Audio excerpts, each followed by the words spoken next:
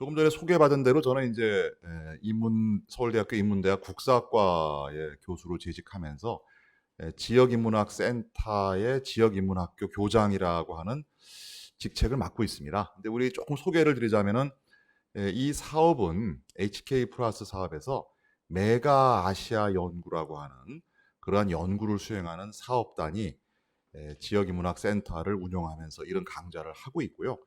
또 우리의 몸체는 서울대학교에 있는 아시아 연구소입니다. 그래서 아시아 연구소는 서울대학에 있는 수많은 연구소 중에서 이건 정말 과장이 아니라 연구소 평가에서 1등을 차지한 그런 으뜸가는 연구소고, 그 연구소에서 HK 플러스 사업을 메가 아시아 연구라고 하는 그런 사업을 추진하면서 이 강좌를 이번에 두 번째로 개설하게 되었습니다. 제가 이 강좌에 대한 간략한 내용을 좀 말씀을 드릴까 했었는데요. 오늘 첫날이라서 이런저런 인사하다 보면 정작 중요한 강의 시간을 많이 빼앗기기도 하고, 그다음에 오늘 이 강의가 첫 번째 강의, 이 강의가 메가아시아 혹은 아시아의 어떤 정체성과 역동성 이런 부분을 포괄하는 총론적인 강의입니다. 그래서 네, 안녕하십니까. 방금 소개받은 신범식 교수입니다.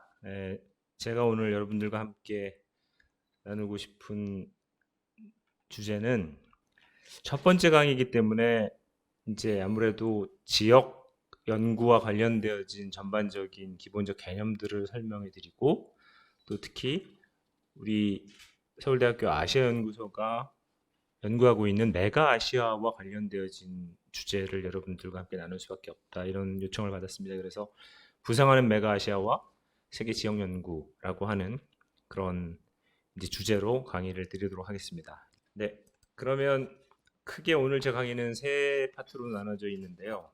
아니죠, 이제 정확히는 두 파트지만 지역을 어떻게 정의할 것인가, 지역 연구가 무엇인가와 관련되어진 첫 번째 파트가 있고요. 그 다음에 이제 두 번째 파트는 메가아시아 연구가 무엇이고 그것은 어떤 필요가 있는가라고 하는 두 가지 주제에 집중해서 강의를 진행하도록 하겠습니다. 일단 지역이란 무엇인가, 사실은 제가 오늘 하는 강의에 첫 번째 중요한 목표 중에 하나가 여러분들께서 머릿속에서 상상하고 계신 지역에 대한 관념들, 이런 것들을 좀 잘 재정립하실 수 있다면, 제가 그런데 도움이 될 수 있다면 제 강의가 좋겠다는 기대를 가지고 이 첫 번째 질문을 제기하는데요. 원래 지역이라는 것이 그 라틴어로 뭐 레고, 레게레, 레기오 이런 이제 용어로부터 같은 어원을 가지고 있기 때문에 지역이라는 것 자체는 뭔가 방향을 잡고 지배하고 뭔가 이렇게 통치와 관련되어진 거버넌스를 만들어낸다라는 이런 종류의 단어들과 연관이 되어져 있는 겁니다. 즉 사람들이 이렇게 집단적으로 살아가는 사람들이 그룹화되어져서 뭔가 함께 동일한 목적을 향해서 나아가고, 그 속에서 일어나는 뭐 통치 내지는 거버넌스를 뭔가 만들어내는 그런 어떤 이 그런 과정을 이 리전이라고 하는 용어가 리전이라고 하는 용어에 내포하고 있는데요. 따라서 이 리전이라는 것은 사실은 어떤 의미에서는 사람들이 함께 집단적으로 생활하면서 나타난 정치적인 활동과 깊은 연관을 맺고 있다라고 이해해 볼 수 있겠습니다. 그런데 이제 사실은 지역을 어떻게 정의할 것이냐는 문제는 아주 대단히 오래된 난제 중에 하나였고요. 이 지역을 인식하는 주체에 따라서 굉장히 다양한 정의가 가능한 이제 대상이기 때문에 사실 여기에 대한 논쟁들이 오랫동안 있어왔습니다. 고전적인 지리학에서는 지역을 어떻게 정의하는가 하면 지리적 인접성을 특징으로 뚜렷이 구분되는 그런 지리적 실체라고 정의를 합니다. 그렇기 때문에 지리적으로 인접돼 있고, 그 다음에 다른 외부와 자신이 이렇게 뭔가 특색에 의해서 뚜렷이 구분되어지는 어떤 엔티티인데, 그런 실체인데, 지역은 그런 의미에서는 하나 국가가 될 수도 있고 어떤 동일한 문화 지역일 수도 있고, 안 그러면 비슷한 생태적인 특성을 가지고 있는 범위의 그 지역일 수도 있고요. 또 이런 것들을 구성하는 하나의 뭐 조그만 조각일 수도 있습니다.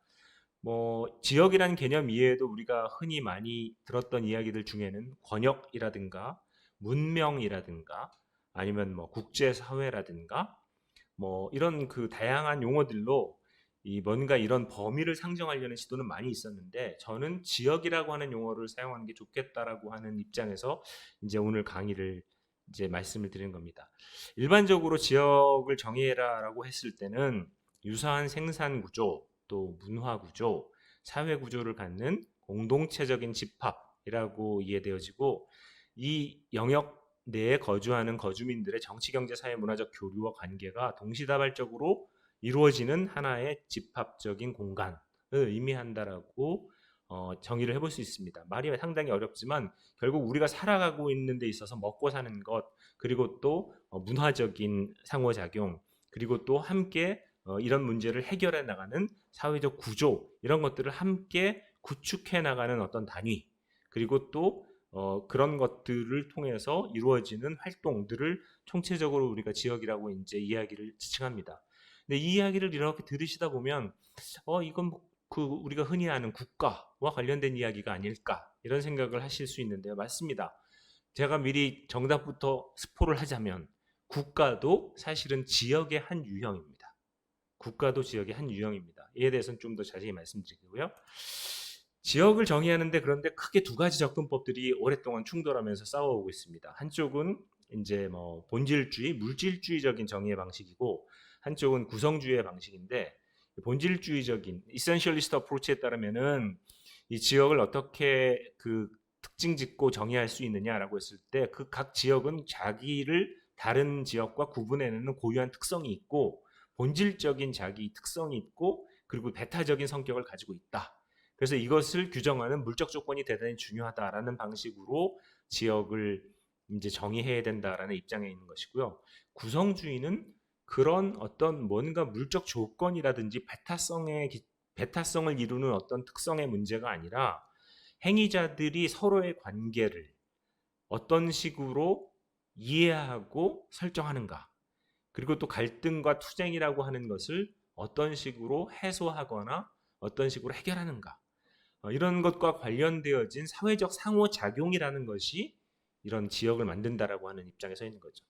따라서 이런 구성주의적인 관점은 훨씬 더 유연한 지역의 설정을 이야기하지만 다소 추상적인 논의로 머물 가능성이 있고 본질주의 정의로 보면은 지역이 굉장히 구체적으로 보일 수 있지만 대단히 정태적이고 고정불변의 것으로 볼 가능성이 있습니다. 따라서 이런 본질주의적인 정의나 구성주의적인 정의 어느 한쪽에 치우치기보다 이 양자를 좀 종합하는 지역에 대한 정의가 필요하겠다 하는 것이 기본적인 제 생각입니다. 따라서 저는 이 분석 단위로서 지역을 이렇게 정의하고 싶습니다. 지역이라는 것은 세 개의 공간을 구성해내는 단위이다. 그런데 그 세 개를 구성하는 그 단위, 이 공간 안에서 행위하는 특정한 사람들의 그 관계의 방식이라고 정의를 해야 된다라고 생각합니다. 근데 이게 이제 좀 말이 상당히 추상적이죠. 좀 구체적으로 얘기를 해봐라. 근데 그 구체적인 말씀을 드리기 전에 제가 조금 더 추상적인 얘기를 한번 더 해볼게요. 자, 어, 이 지역을 그러면 만들어내는 게 뭐냐?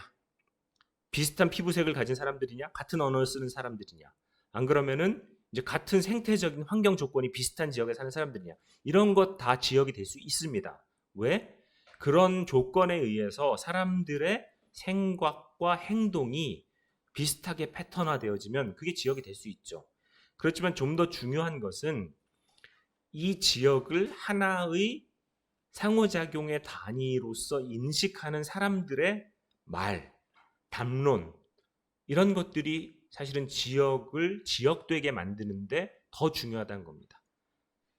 다시 한번 말씀드려볼까요? 담론적인 실천 속에서 지역다움을 획득하게 되는 것이 되게 중요하다는 거죠. 즉, 제가 제 뭐 손에 잡히는 게 별로 없습니다만 여기 있는 이 물병을 가지고 이제 이게 뭐죠? 그러면 뭐 여러분 여러 가지 말씀해 주실 거예요. 삼다수요, 뭐 음료수요, 뭐 물이요, 페트병이요, 다양하게 말씀해 주실 텐데 이걸 가지고 제가 그냥 제 나름대로 펫수라고 부르겠다고 이제 생각을 했습니다. 여러분 뭐 무슨 얘기인지 아시겠죠? 페트병으로 되어진 음료수, 페트병 속에 담긴 음료수란 의미로 펫수 그렇게 부르겠다고 제가 만약에 이제 마음을 먹었어요.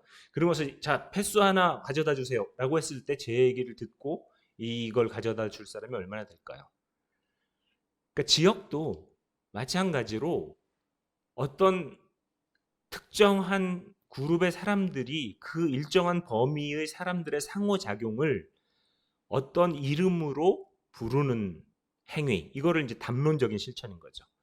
이렇게 불렀을 때 거기에 동의하는 사람들이 많아지면서 그런 것들이 통용, 같은 네이밍으로 같은 범위가 지칭되어지고 통용되어질 때 이게 지역으로서의 지역격, 리전후드라는 걸 획득하게 되는 겁니다. 근데 이런 기준으로 보았을 때 아시아라고 하는 지역은 아시아란 이름으로 상당히 많은 사람들이 뭐 완전히 일치하진 않지만 상당히 유사한 공간 범위에 사는 사람들의 집단을 아시아라고 머릿속에서 상상하고 있기 때문에 아시아는 하나의 지역으로서의 리전후드, 지역격을 획득하고 있다라고 말씀드릴 수 있는 겁니다. 그러나 이 개념만 가지고는 충분치 않죠. 이런 담론적인 실천을 넘어서 사실은 그 범위 안에 속해 있는 이런 다양한 주체들이 뭐 권력 관계, 경제 관계, 문화 관계를 통해서 어떤 상호작용을 서로 이제 실현하고 그 상호작용이 조직화되어지고 그 조직화되어진 상호작용이 제도화되어지는 일련의 이 지역이라고 하는 한 단위가 좀 더 내부적인 자기 응결성이 점점 높아져 가는 과정, 이런 것들을 우리는 지역화라고 부르고 이 지역화를 통해서 지역성을 고도화시킨다라고 이야기를 합니다. 따라서 제가 여러분들 쓰신 에세이들을 쭉 읽어보면서 이런 이야기들을 많이 하셨어요. 메가아시아라는 것을 지칭하는 건 굉장히 섣부른 이 시도 아니냐. 이게 메가아시아라는 게 현실적으로 존재하느냐. 이제 그렇게 얘기를 하시는데 아시아는 그 맨 처음에 그 담론적 실천으로 아시아라고 불릴 때 이미 서구에 의해서 대상화되어진 이 아시아라고 하는 거대한 범위가 그 담론적 실천 속에서 사실은 하나의 덩어리로 이해되기 시작했던 겁니다. 근데 그런 의미에서 아시아는 하나의 지역격을 가지고 있는 지역임에 분명하죠. 그러나 그렇게 불려지고 담론적 실천으로 포착되어지는 이 아시아가 하나의 전체로서 자신의 지역성을 고도화하는 작업은 사실은 이런저런 이유에 의해서 사실은 많이 고도화되지 못했다라고 평가를 하시는 게 맞습니다. 자, 그러면 이것을 고도화하는 작업들은 어떤 식으로 일어나는가 하는 질문을 여러분 당연히 하실 거예요.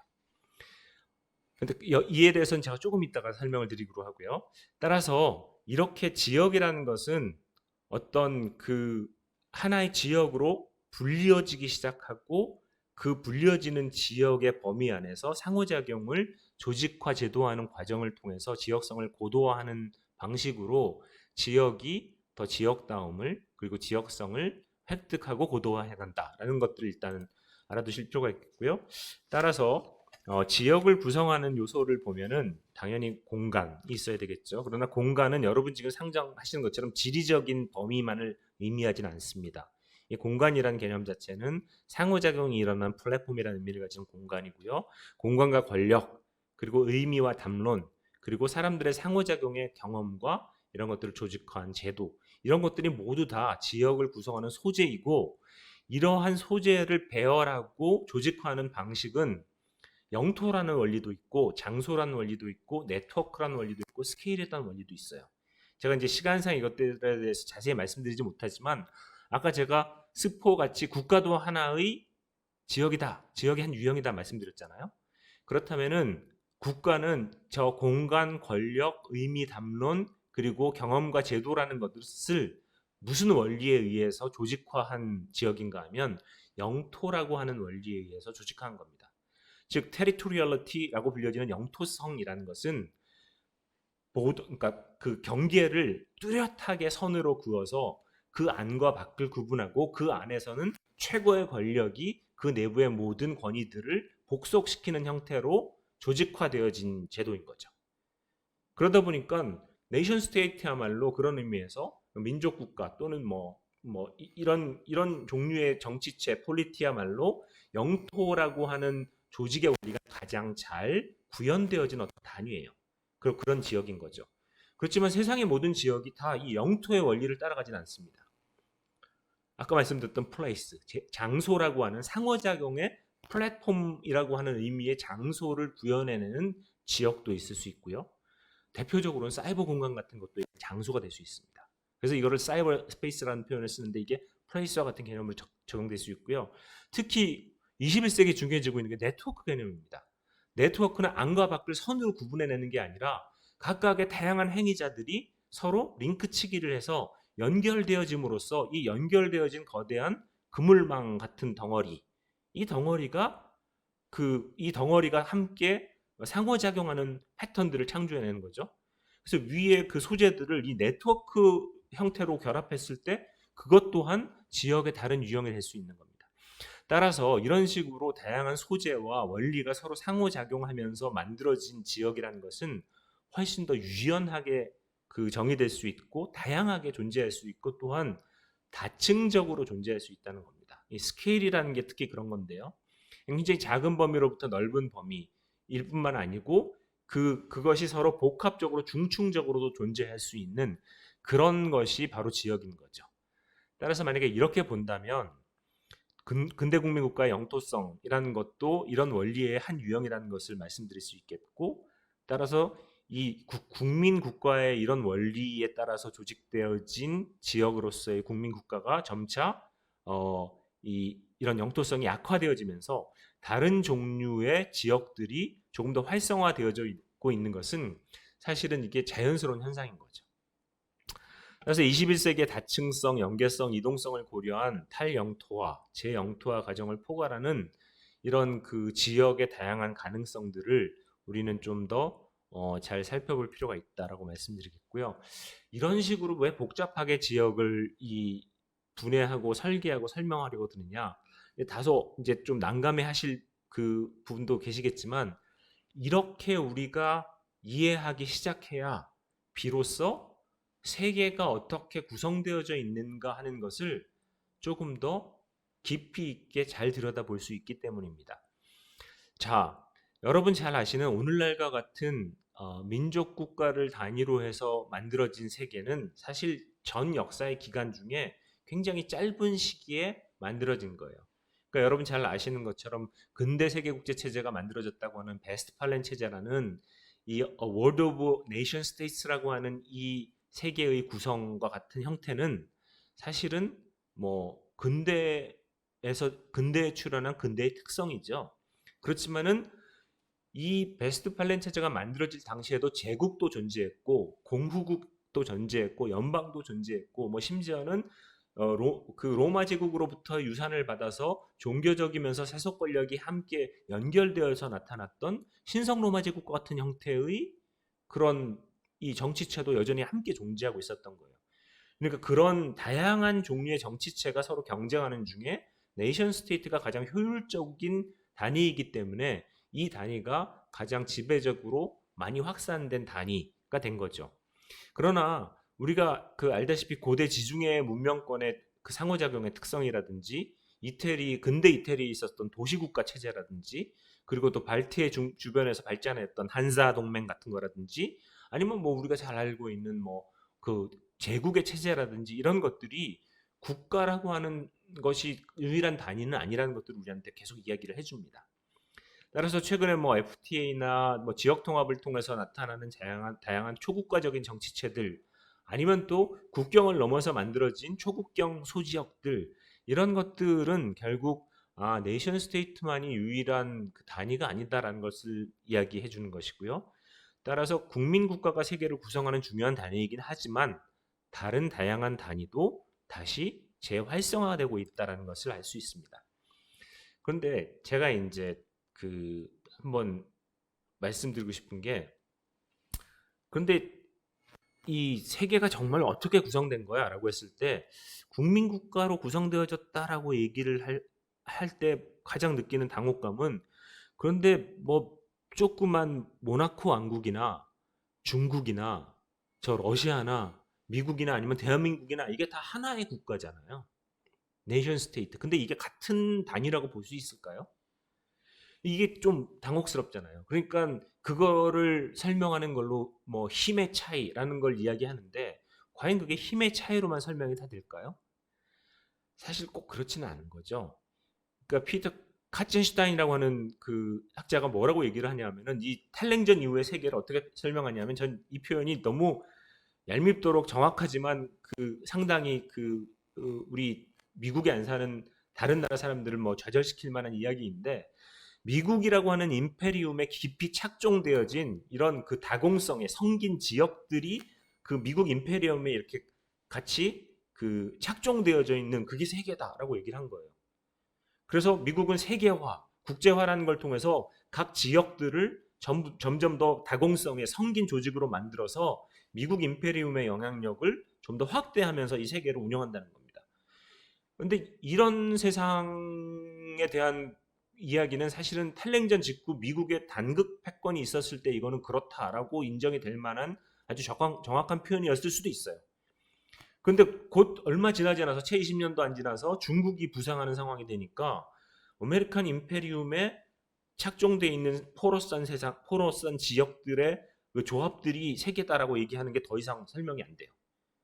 즉 미국의 임페리움이라고 하는 걸 지배적인 원리로 세계를 이게 보려고 했던 미국적인 이 세계를 비저니어링했던 방식은 채 20년도 안 되고 한 15년 정도 지나서 이게 깨지게 된 거죠. 그러니까 그러면 이제 중국이 부상하는 상황에서 이 세계는 그럼 어떤 모습일 거냐? 미중이 또 경쟁하는 양극 구조 속에서 그럼 이 지역들이 함께 붙어 있는 세계냐? 그렇게 될지 안 그러면은 미국과 중국이라고 하는 경쟁하는 이 거대한 강대국들을 포괄해내는 그러니까 거대한 지역적 구조가 서로 이렇게 맞물려서 만들어내는 세계가 될지 이거는 지금 아직도 모르는 거죠. 따라서 이렇게 지금 세계 질서가 변화하고 있는 이런 시기일수록 다양한 변화의 가능성을 염두에 두고 세계를 이해하려고 하는 노력은 단순히 세계를 잘 이해하게 해주는 것을 넘어서서 이 세계를 좀 더 공존적이고 좀 더 평화적으로 만드는 데 있어서도 중요한 그런 요건이 되는 거죠. 따라서 이 지금 이렇게 아시아와 유럽, 아프리카와 북아프리카, 뭐 남아프리카, 오세아니아 이런 식으로 지금 기계적으로 나누고 있는 이런 그 세계의 구획이라는 것 자체가 가지고 있는 그 지역으로서의 지역성은 어느 정도 되는가를 평가하는 방식으로 이 지역들을 비교하고 이해하는 것 자체가 사실은 향후 세계 질서가 어떤 식으로 바뀌어가는지를 이해하는 데 있어서 굉장히 중요한 방법이 될 수 있다는 것을 말씀드립니다. 그래서 지역의 개념을 좀 유럽이 만들어낸 지역이라는 방식으로 이해하시기보다 아까 말씀드렸던 지역을 구성하는 다양한 요인들이 담론적 실천과 상호작용의 조직화를 통해서 어떤 조직 원리를 통해서 만들어지는가에 따라 다양한 유형으로 중층적으로 존재할 수 있는 그 단위다라는 점을 좀 이해를 하시는 게 일단 첫 번째 중요한 그 목표가 됩니다. 따라서 그렇게 지역에 대한 개념을 바꿀 수 있다면 우리 머릿속에서 세계는 A World of Nation States가 아니라 A World of Regions 이 리전으로 구성되어진 세계라는 관점에서 세계를 이해할 수도 있는 거고요. 아까 말씀드렸던 것처럼 국민 국가도 하나의 네이션 스테이트, 그러니까 국민 국가도 하나의 지역이라는 점을 감안한다면 세계는 지역들로 구성되어진 중층적 다양한 지역들로 구성되어진 그 덩어리다라는 방식의 이해도 가능할 것이라고 생각합니다. 그런데 이제 이를 위해서는 다양한 지역들에 대한 이해 그리고 지역들을 비교하면서 지역들이 구성되어지고 또 발전되고 소멸하는 그런 과정들에 대한 이해가 대단히 중요한 연구의 대상이 되겠죠. 자, 그렇다면 지역 연구가 도대체 뭐냐? 이제 이 얘기도 아까 그 얘기랑 같은 맥락으로 움직일 텐데요. 지역 연구라는 것은 여러분 잘 아시는 것처럼 그 기원을 따져 거슬러 올라가 보면 타인, 타자에 대한 시선, 그리고 그 타자를 잘 기술하는 것, 이제 description이라는 의미의 기술이죠. 그러니까 타자를 바라보는 시선을 정립하고 그 시선을 가지고 타자를 잘 묘사해내는 것. 이제 이런 것으로부터 시작을 했고요. 굳이 얘기하자면 대항해 시대 이후의 여행기, 이제 뭐 여러분 잘 아시는 것처럼 견문록이라든지 마르코 폴로의 이런 것들이 사실 지역 연구의 이제 초보적인 형태인 거죠. 그러다가 점점 더 많이 여행하는 지식들이 쌓이고 여기저기 세계 각지로부터 오는 정보들이 오면서 이런 세계 각 여러 다른 지방 지역들에 대한 이야기들을 한데 모아서 뭘 하게 된 거죠? 일종의 체계화하는 작업들을 하게 됨으로써 지역 연구가 성립이 된 겁니다. 그런데 아까 말씀드렸던 것처럼 이 타인을 바라보는 시선에서 나오는 중요한 의미는 주와 객이 구분되어진다는 특성을 가져요. 즉 관찰자는 누구요? 유럽. 그 다음에 객으로서 피관찰자는 누군가죠? 비유럽. 그러니까 유럽과 비유럽이 구분되어지고 그래서 유럽이라고 하는 이 의인화되어진 존재가 비유럽이라고 한 대상화되어진 지역을 향해서 이렇게 관찰의 시선을 준다는 것 자체는 이 사이에 구분이 생기기 시작했다는 것이고 그리고 상대를 뭔가 이름으로 명명하기 시작했다는 걸 의미합니다. 따라서 이 지역은 어떤 의미에서 그렇게 존재했던 것이 아니라 관찰자의 시선에서 그 필요에 따라 네이밍하고 발명해낸 것이다라고 이야기할 수 있는 거죠. 그래서 맨 처음에는 동방, 동양 뭐 이런 이름으로 부르다가 그게 이제 사실은 좀 더 보편적인 언어로는 아시아라는 것이 자리 잡게 되고 그것이 아시아인들 사이에 수용되어지고 전파되어지면서 아시아라는 용어가 아시아인들 내부에 내재화되어지는 과정들을 거치는 거죠. 이런 식으로 세계를 몇 개의 지역으로 나누고 지역에 대한 종합적인 연구 계획을 세우는 것, 이것이 이제 지역 연구라는 것이고 이것은 세계의 분할론적인 시각으로 세계를 이해하려고 하는 시도라고 이야기할 수 있겠습니다. 그런데 사실은 이런 식의 시선이 발전한 과정들을 추적을 하다 보면 제가 시간 관계상 자세히 말씀드리지 않겠지만 바로 이 타인을 바라보는 시선, 이제 관점, 퍼스펙티브 이런 건데요. 그 유럽의 시선이 뭐가 된 거라고요? 그거를 객관적으로 묘사하기 시작하고 정보화하기 시작했다. 그리고 그것은 대상을 포착해내는 일이고 대상을 포착하고 대상을 알고 대상에 대한 지식을 축적한다는 사실은 곧 이 관찰자와 피관찰자의 관계를 무슨 관계로 묶어내는 행위이다? 권력 관계, 지배와 피지배의 관계로 엮어내는 과정인 것이고요. 따라서 결국은 이런 지역 연구라는 것은 그 관찰하는 주체가 관찰당하는 객체를 지배하는 일과 관련되어질 수밖에 없었다라는 것. 그리고 이 양자를 구분하는 이분법적인 세계관을 결국 가져오게 되었다라는 것을 이야기합니다. 따라서 세계 모든 이 에트닉 그룹들에 대한 지식을 체계화하겠다고 시작되어진 민족지, 에트노그래피라고 하는 이 민족지학은 사실은 그런 이분법적인 세계관에 따라서 이 세상을 이해하는 방식으로 이해되어질 수 있겠습니다. 그리고 이제 이런 민족지학이 20세기, 그러니까 이제 시간으로 만약에 쭉 한번 추적을 해보자면 여행기가 대충 나온 게 그러니까 그 대항해 시대 이후인 것이고 박물학이라는 것이 이제 발전된 게 대충 18세기 그리고 이 박물학을 조금 더 지리적으로 체계화한 것이 18세기 중반 정도의 백과사전적 지식 축적이라는 것과 연관되어진 거고 이런 것들이 점차 19세기 들어오면서 민족지학이라는 것으로 발전되죠. 19세기 초서부터 해서 20세기 초까지 이제 민족지학이 발전해서 전 세계에 대한 정보를 이제 체계화하는 일들이 일어났던 것이고 20세기 중반 정도 들어오면은 사실은 영국의 세기가 끝나고 미국의 세기로 넘어오면서 미국 중심의 어떤 독특한 지역 연구라는 것들이 이제 결국은 성립하게 되는데요.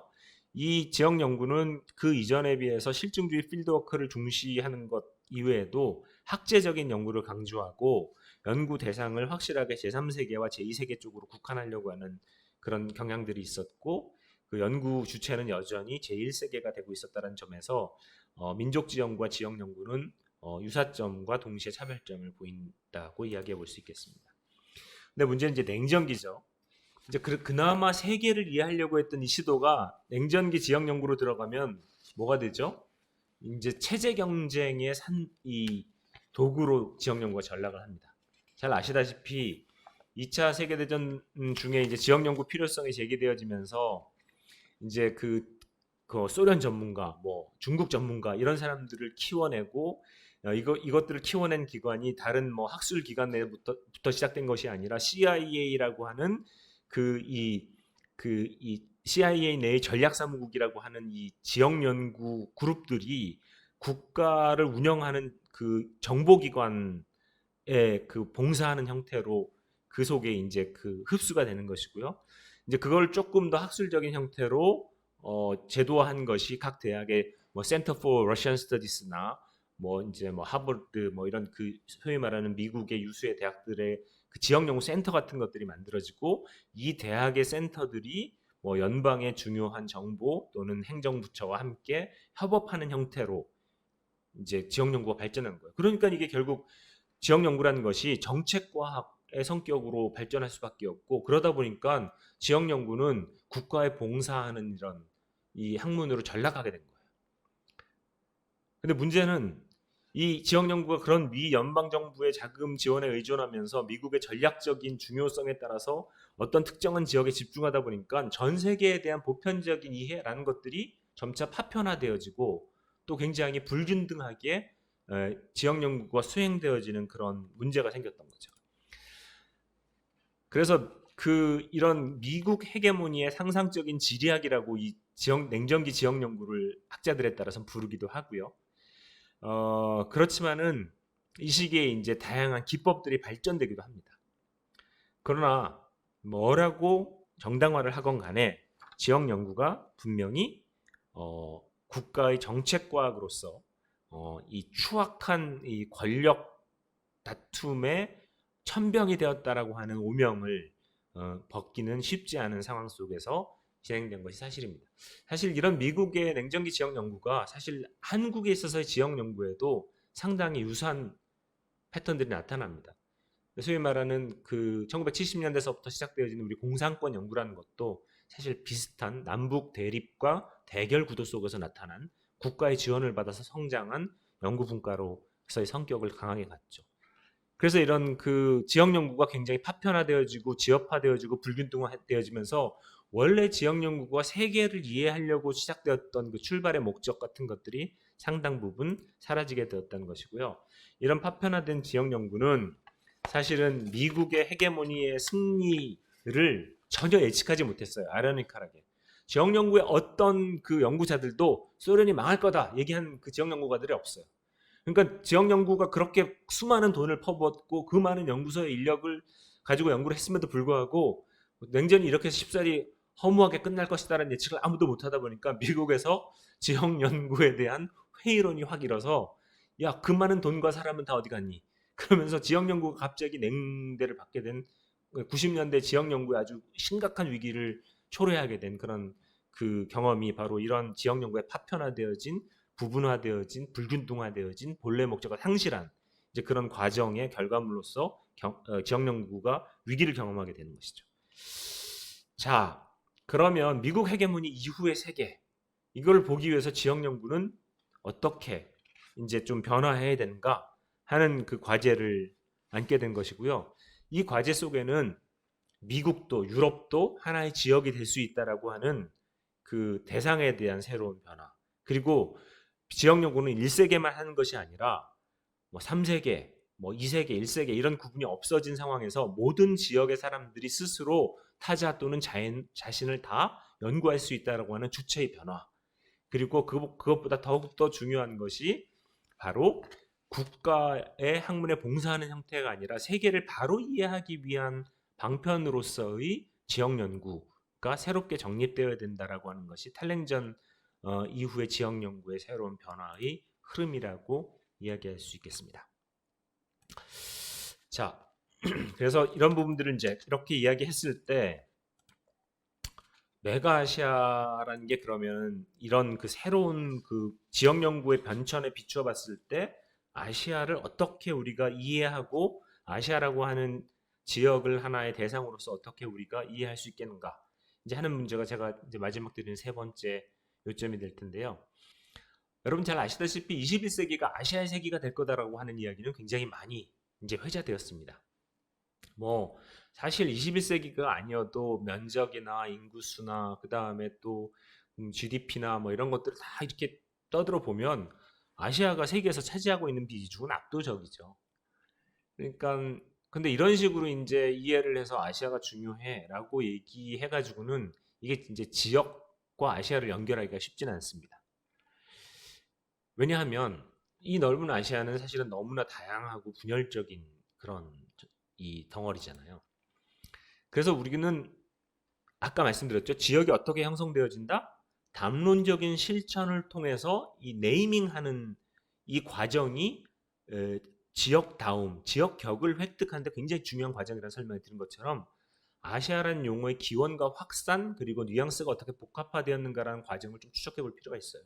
그래서 제가 이제 책에서 그래서 쭉 쓰고 있는 것처럼 사실은 아시아라는 용어 자체는 이제 그 고대 이 유럽 특히 고대 그리스인들이 그 동방의 그 뭔가 무섭고 잘 알 수 없는 어떤 저들이 굉장히 강력한 세력을 이루면서 언제라도 우리가 저들한테 당할지도 몰라라고 하는 이런 위협 인식 속에서 그 저쪽에 있는 저들을 부를 때 이제 아시아라고 하는 용어들이 처음으로 이제 등장을 합니다.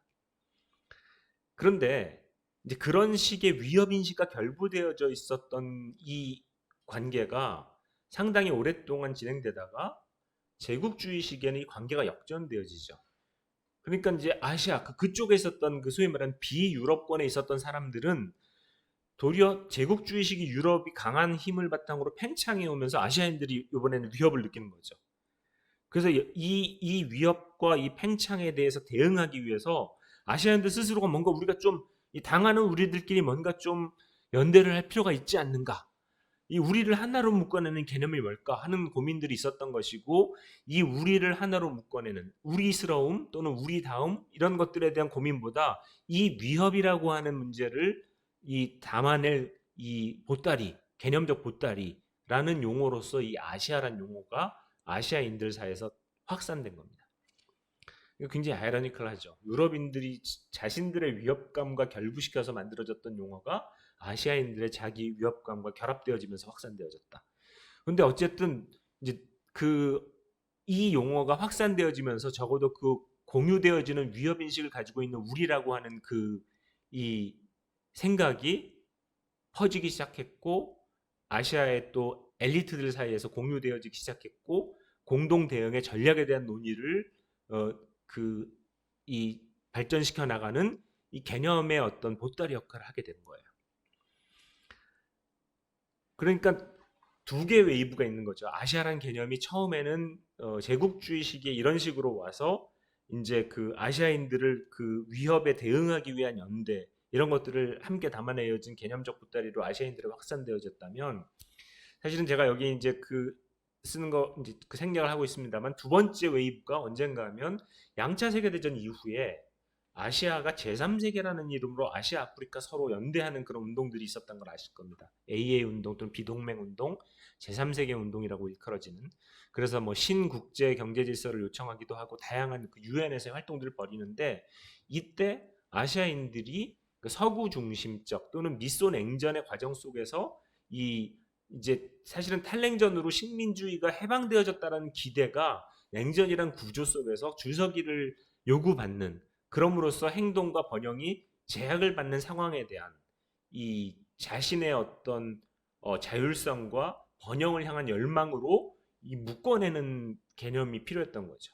그때 이제 아시아라고 하는 개념은 비동맹과 제3세계 연대라는 그런 의식과 함께 결합되어지면서 좀 더 확산되어졌던 거고요.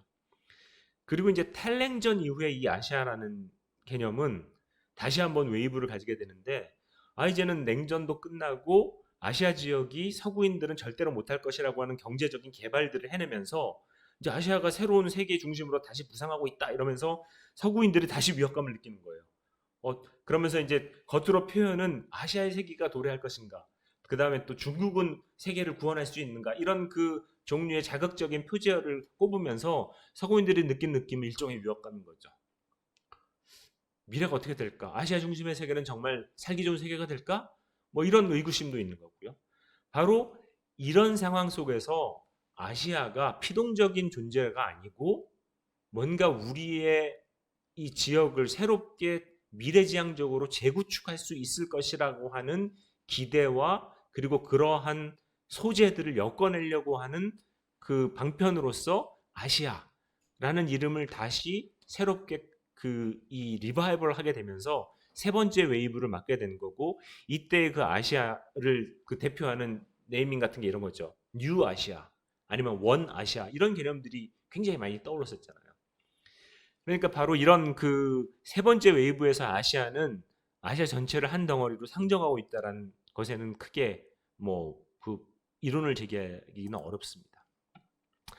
그 오래된 아시아에 대한 말씀을 쭉 드렸어요. 제가 이제 뭐 이 그리스서부터 시작해서 페르시아 지역을 이렇게 보면서 이 아시아란 용어가 시작되었는데, 아시아에서 이 아시아란 용어가 확산된 것은 19세기 유럽 제국주의 침탈에 대한 반작용으로 아시아 국가들이 공유하는 지적분들을 통합적으로 묶어내는 과정으로 이루어졌다. 그러면서 이제 아시아 정체성이 이때 형성되었다는 것이고, 이제 이 지금 최근 들어서 이 새로운 아시아에 대한 얘기는 이제 그 아시아의 경제적인 성공, 그리고 유럽과는 다른 형태의 아시아의 연결과 이동과 흐름이 고도화되어지면서 만들어지는 이 지역성의 이 고도화의 과정을 포착해낼 뭔가 개념이 필요한 것이고, 특히 중요한 것은 아시아인들이 아시아를 스스로 정의하고 그리고 이 아시아를 스스로 구축해낼 수 있다고 하는 생각들이 원 아시아를 상상하는 어떤 기반을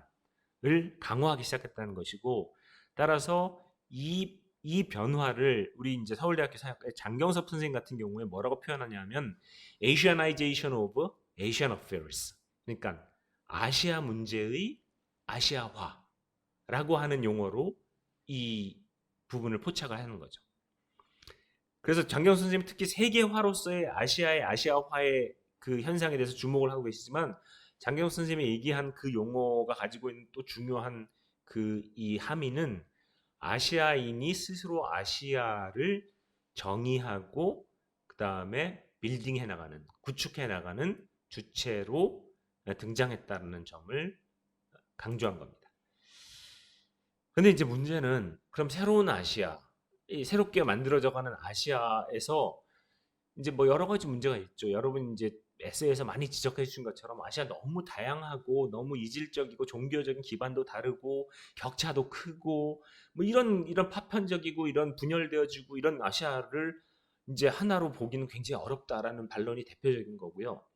그러나 그 반대로 이제 또 하나 생각해 볼 수 있는 게, 아시아가 다시 이제 하나의 뭔가 구조를 설계해 나간다고 했을 때 아시아에서 가장 압도적인 힘을 발휘하게 될 것으로 보이는 중국이 과거에 중국 중심의 천하 질서와 같은 유사한 위계적 질서, 하이라키컬한 질서를 가지고 아시아를 만들고 들어오게 될 경우에 이 아시아는 기존의 서구와 관계 맺으면서 발전시켰던 네트워크나 이런 자기의 고유한 내적 상호작용의 구조가 더 분열적이고 파편화되어질 가능성이 없는가, 이런 고민이 생기는 거죠.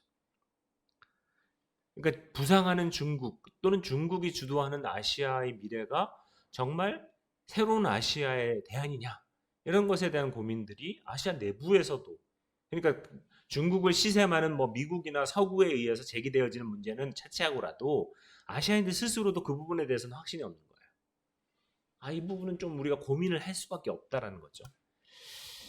따라서 이 중국 부상과 함께 이제 이 아시아를 하나의 메가 아시아로 포지셔닝하는 담론적인 실전이 분명히 이제 다시 그 웨이브가 일어나는 건 사실인데, 이것을 어떻게 포착하고 또 미래지향적으로 설계할 것이냐 하는 문제가, 즉 개념적으로 포착하는 건 학술적인 작업이고 미래지향적으로 설계하는 건 정책적인 작업이거든요.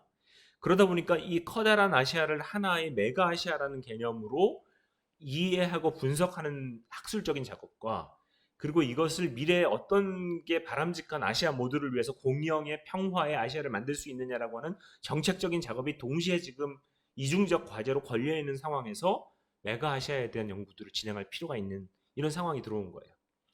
근데 재밌는 지점은 지금까지 세계를 그 냉전 말기, 그다음 탈냉전기 일정 부분까지는 세계를 이해하는 데 있어서 되게 중요한 게 이 세 개의 기본 축 있잖아요. 미주, 동아시아, 유럽이라고 하는 3대 축을 중심으로 세계를 이해하는 것이 일반적인 이해 방법이었어요. 그런데 탈냉전기 들어와서 굉장히 빠르게 바뀌고 있는 것이 세계가 어떤 힘의 중심으로 동심원적인 구조로 자기의 영향력을 확대하면서 이 영향력이 충돌하는 형태의 지정학적인 구조로 이해되기도 하지만, 그것에 못지않게 각각의 축을 서로 연결하려고 하는 노력, 이 만들어낸 동학도 아까 말씀드렸던 지정학적 충돌 못지않게 중요한 세계 변혁의 흐름이 되는 거예요.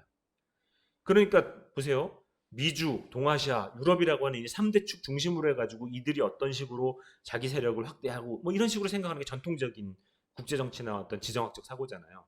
그러니까 뭐 대륙과 해양이 충돌하고 그 사이에 끼어 있는 한국 같은 나라는 굉장히 괴롭고 뭐 이런 것들이 일반적인 담론이었고, 그런 각도에서 미중 경쟁이라는 것은 이런 한국의 딜레마를 더 심화시킬 것이고, 이런 식으로 세계를 설명하는 것이 아주 그 일반적인, 그리고 또 지금 가장 뭐 핫한 설명이라고 하는데, 사실은 이 지역과 지역을 연결하려고 하는 노력, 어디요? 예를 들어서 미주와 유럽을 연결하려는 노력은 일찍부터 있었어요. 그래서 대서양을 중심으로 한 애틀란틱 얼라이언스라고 하는 이 구조는 일찌감치 정착이 돼 있었죠. 2차 세계대전 직후에 미국이 본격적으로 유럽에 대한 지원을 하면서 이 구조가 이제 오랫동안 냉전기를 통해서 구축되어 있었어요. 그런데 이제 문제는 새롭게 부상한 이 동아시아 중심의 어떤 그 힘의 중심이 미주 지역과 어떻게 연결되느냐. 여기에 대해서 미국이 주도해서 이것을 아시아 태평양이라는 개념으로 묶어보고 싶어 했죠. 얼마나 성공적이느냐는 뭐 계속 평가를 앞으로 해야 되겠지만 이 흐름이 하나가 있는 거고, 또 하나는 아시아와 유럽이 그동안은 세계의 중심이었는데 뭐 실크로드나 이런 걸 봤을 때, 그런데 아시아와 미주라고 하는 이 두 축을 다시 새롭게 연결하려고 하는 흐름이 생겨나는 거예요.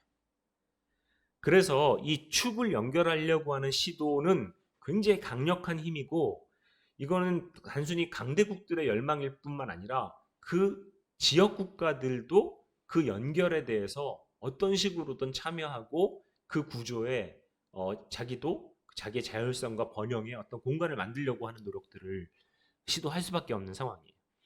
그게 여러분 잘 아시는 것처럼 최근 뭐 미국 중심으로는 인도 패시픽이라고 하는 그러니까 미주와 아시아를 연결하는 걸 인도양까지 확장하는 형태로 미중 경쟁 구도 속에서 확장하면서 들어온 거고, 아시아와 유럽을 연결하려는 움직임은 뭐 러시아의 뭐 이 그 발샤이의 브라지아라고 하는 이 그레이터 유라시아 이 컨셉이나 아니면 중국의 1대1로를 통한 신실크로드 구축이나 이런 것들이 전부 이 두 축을 연결하려고 하는 시도인 거죠.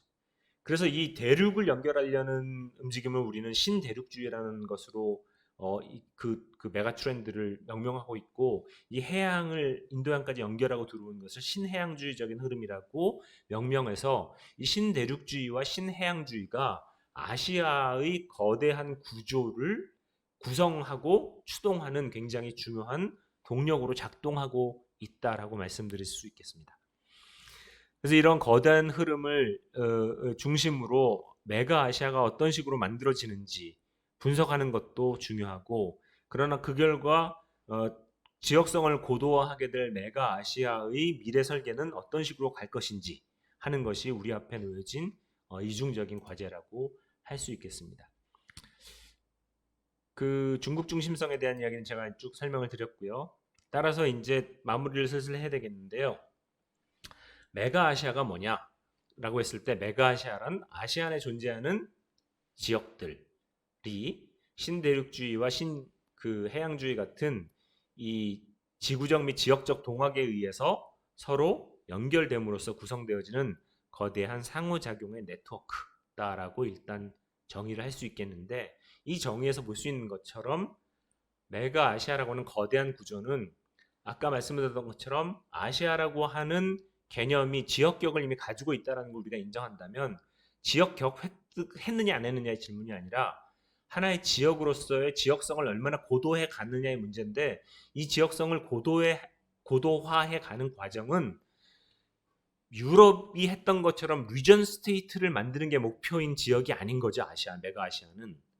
유럽은 그 국가랑 비슷한 형태의 테리토리얼러티, 그 구성의 원리를 따라서 리전 스테이트를 만들려고 한 것에 비해서 메가 아시아의 조직 원리는 뭐죠? 이 네트워크라는 조직 원리를 통해서 아시아의 지역들이 서로 연결되어서 만들어진 이 덩어리를 파악하는 게 중요하다는 거예요. 따라서 이 아시아를 가로지르는 이 연결들이 아시아를 어떻게 네트워크된 리전으로 만들어가고 있는가를 좀 정확히 파악하는 것이 급선무이고, 이것은 어떤 하나의 제국의 힘이나 하나의 강대국이 만드는 것이 아니라 사실은 그 지역을 동부가 동남아, 중앙아, 남아시아, 서아시아 같은 이런 지역들을 하나의 지역으로 만들어내고 있는 지역 국가들의 상호작용이 어떻게 연결되느냐라고 하는 측면과 강대국들의 그 지구적 전략이 어떻게 이 연결의 흐름에 합류하거나 또는 설계 변경을 하여 들거나 서로 충돌하거나 하는 이 상호작용의 패턴이 이 지역 연결의 흐름과 어떻게 상호작용을 해서 메가아시아를 만들어낼 것이냐라고 하는 지점을 그 관찰하고 예측하는 문제와 깊이 연관이 되어 있습니다. 따라서 다층적 네트워크에 의해서 연결되어진 이 거대한 아시아적 구조라는 것은 유럽과는 다른 조직 원리, 다른 방식으로 형성되고 있는 것이고, 그런 의미에서 메가아시아라는 것을 이야기하는 것이 섣부른 것이 아니라, 메가아시아는 이미 메가 지역으로 지역격을 가지고 부상하고 있는 실체로 보는 것이 보다 적절한 판단입니다. 이게 어떤 지역성을 고도화하려는 전략을 가지는지, 그 전략은 무엇인지, 또 그것이 적절한지, 이런 것과 관련되어진 연구는 평가되어지고 냉혹하게 우리가 관찰하고 또 비판하고 해야 되죠. 그 다음에 이 아시아의 다양한 파편성, 분열성, 다양성을 넘어선 하나의 이 단위의 자기 내적 연결성이 어떤 식으로 고도화될 수 있으며 얼마만큼 될 수 있으며 어떤 한계를 가지는지 우리는 냉혹하게 봐야 됩니다. 그러나 그렇다고 해서 이런 다양성 때문에 분열적이라고 이 하나의 거대한 덩어리, 부상하고 있는 이 덩어리를 우리는 도외시해서는 안 돼요. 어떻게 보면 아시아 모두를 위한 기회일 수도 있고 아시아 모두를 위한 위협이 될 수도 있기 때문에, 우리 이 부분에 대해서 좀 그 생각을 좀 전향적으로 가져갈 필요가 있다라는 말씀을 드립니다. 그리고 이제 뭐 한 1, 2분만 이제 제가 드릴 말씀 거의 다 했는데, 그림에서 보시면서 이 점선으로 표시한 이 지역이 북아시아인데요. 사실은 북아시아라는 용어가 있습니다. 근데 잘 많이 사용이 안 돼서 북아시아가 하나의 지역격을 획득한 이 지역이냐라는 데는 의문의 여지가 많이 있습니다. 그런데 최근 들어서 이 북아시아에 대한 관심들이 많이 늘어가고 있어요. 왜 그런가 하면 뭐 기후 변화라든지 북극 항로라든지, 그 다음에 이제 이 북쪽 그 지역이 하나로 그 지역으로 설정되고 이해되어짐으로써 그동안 계속 세계 질서를 이해하는데 난제였던 러시아는 유럽인가 아시아인가 맨날 이거 가지고 몇백 년을 고민했잖아요. 답도 없이. 그런데 이제 북아시아라는 개념을 가지고 들어오면 유럽 지역의 이 러시아는 유럽의 지역으로서의 작동하지만, 그러나 아시아 지역의 아시아는 이 북아시아라는 이름으로 아시아의 다양한 지역들이 기능적으로 또 상호작용에 의해서 연결되어지는 축을 완성하면서 들어올 수 있는 공간이 열리는 거거든요. 그러니까 이제 북아시아라는 개념이 조금 더 전략적인 차원에서 좀 고민도 되어질 가능성이 있고 그럴 필요가 있다라는 점 정도를 말씀드리고요. 그리고 이제 그런 변화를 추동하고 있는 뭐 북극 항로를 중심으로 한 북극 지역의 변화, 그 다음에 유라시아의 신실크로드의 메가 트렌드, 그리고 인도 태평양 이 동맹을 위한 뭐 쿼드 플러스, 그 다음에 뭐 최근 들어서는 무슨 다이아몬드, 뭐 프리 오픈, 네, 아시아 패시픽, 그리고 뭐 오커스, 다양한 전략적인 개념이 미국에 의해서 설계되고 들어오고 있는데, 제 느낌은 미국도 무척 고민이다, 답을 못 찾고 있는 것 같다라는 느낌이 들고, 중국이 지금 추진하고 있고 러시아가 함께 그 조율하고 있는 이 유라시아 뉴실크로드를 만드는 문제도 결국은 강대국의 이니셔티브만 가지고 되지 않고 지역 국가들과 어떻게 공생적 구조를 만드느냐에 따라서 이게 성공할 수도 있고 실패할 수도 있거든요. 그러니까 그런 관점에서는 우리가 지역이라는 거는 강대국들만 설계하는 것이 아니라 이 아시아의 모든 국가들이 자기 지역을, 그리고 이 거대한 연결을 어떤 식으로 바라보고 대응하느냐에 따라서 다른 결과를 가져올 수 있다라고 하는 가능성의 공간으로 우리가 이것을 바라볼 필요가 있다라는 점을 말씀드리면서 제 강의를 마무리해야 되겠습니다.